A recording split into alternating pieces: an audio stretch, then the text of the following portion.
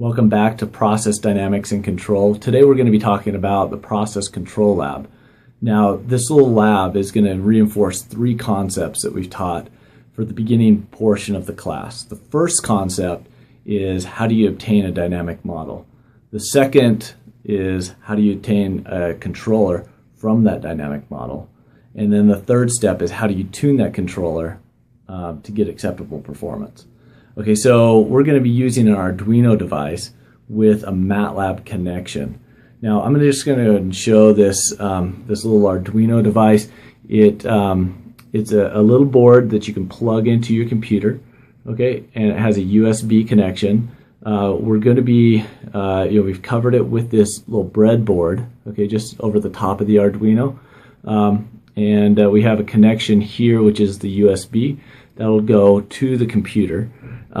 We also have a power supply here on the top, and we'll plug a 5-volt DC adapter into that. You see another one down here on the board. We don't want to use that one. Okay, so all of our power for the Arduino device is actually going to come from the USB. We don't need to plug in the 5-volt power supply in here, just here for our transistor and thermistor. Okay, so let me just briefly explain how this works. Okay, so the input to the system, the thing that we can change, is the power that goes to this transistor.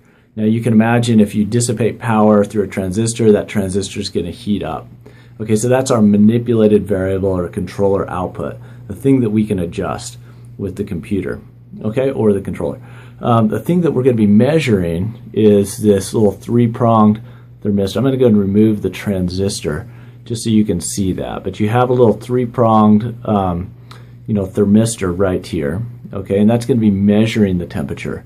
Those little thermistors are also transistors, but they measure temperature with a temperature varying effect. As that transistor heats up, it will give you a temperature reading. And you can see it's kind of plastic, okay, so not used for high temperature applications, but it can be very accurate.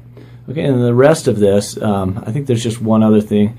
You do have a resistor here, okay, that's just for to get the correct output range to the transistor as we turn it on and off, or a value in between. Okay, so I'm going to go ahead and connect this again. What we're going to do then is change the power that comes to the transistor. We can regulate that between 0 and 255 millivolts. Okay, that goes to the transistor. If we go 255, that's going to get hotter faster, and then we're going to record it with this little thermistor that you can see in the middle.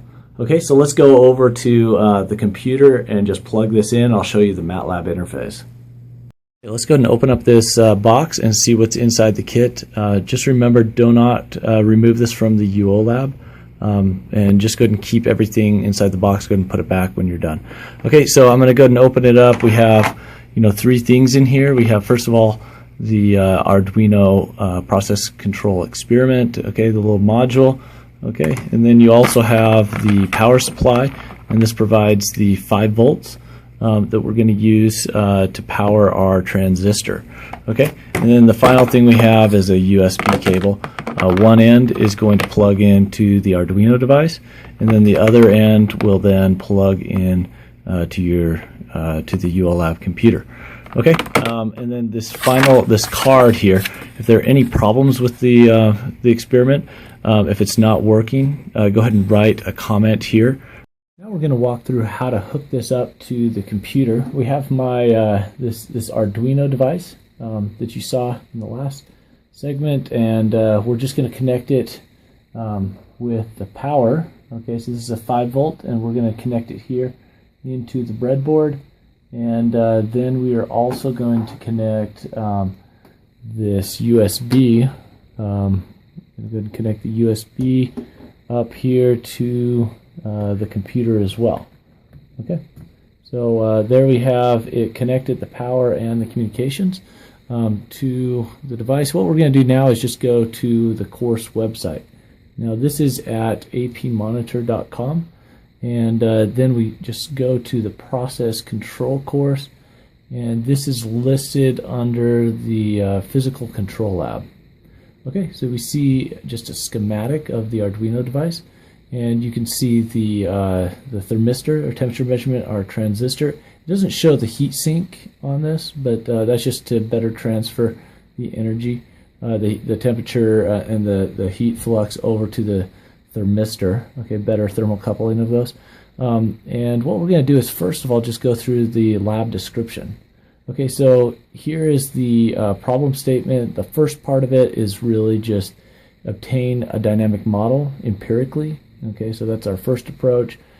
Get PID tuning constants and then tune the controller. Now there also is number 3, perform a stability analysis. And then as we move on to number 8, I put a line there. This is the area of first principles modeling as well. Okay, so we're going to derive a fundamental model, a model from fundamentals, and that's just going to be a heat transfer model.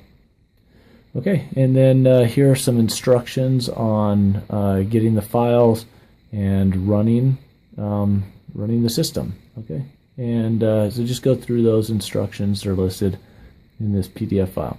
I'll go ahead and show you those as well. Let me just go ahead and grab these files that are located here. I'm going to do save as.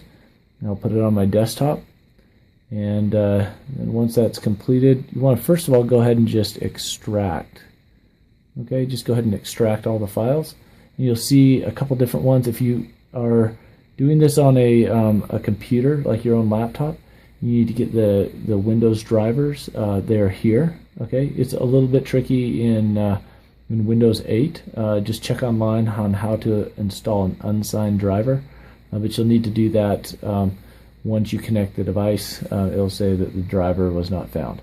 Okay, here's also the Arduino code. It's an INO file, and if you need to put that code onto this Arduino device, you can do that with the Arduino code. That's for the MATLAB interface.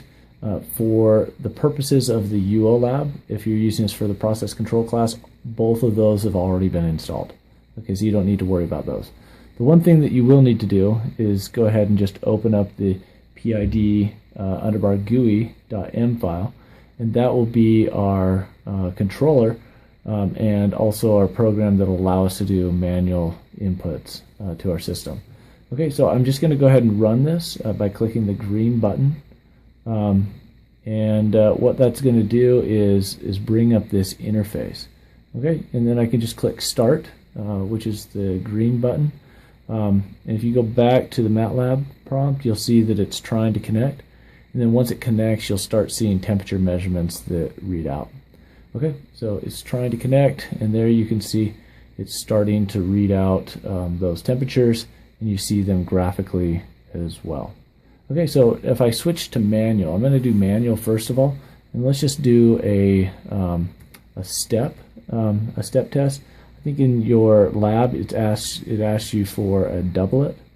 Okay, but you can do a step or a doublet. Once you have to click enter here in order to be able to input the values. You can make sure that they're being input.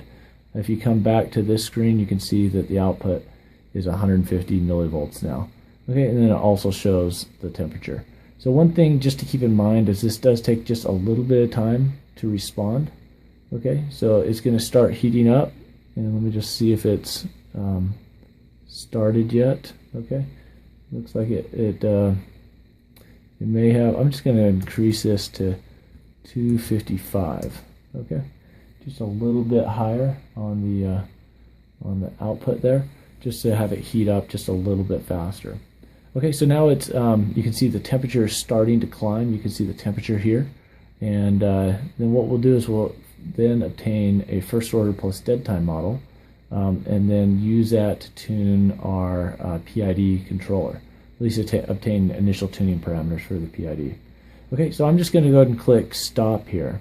Okay, and it saved the data. It says data saved to collected data folder, and so if we go back into here, I'm going to go to collected data, and you'll be able to see a file here that has all of our values that we just ran. Okay, so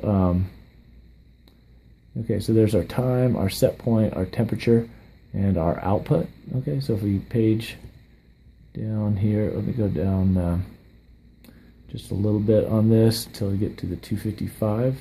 Okay, so there's 150, and then if I keep going down, I'll also see 255. Okay, so there's all of my data that I had in there. Okay, so I'm going to go ahead and not save that.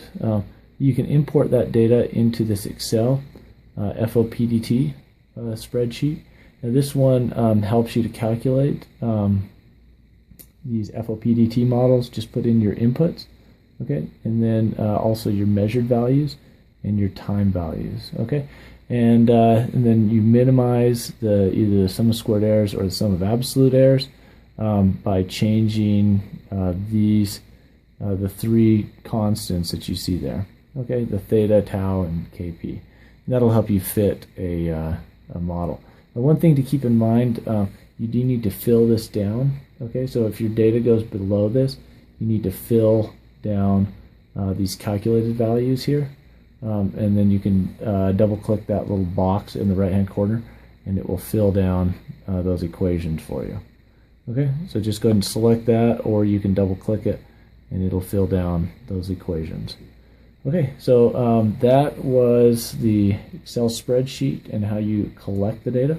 Then the final thing will be to come back in and implement the controller. Okay, so we're going to come back into this interface and we'll go ahead and put it over to our controller.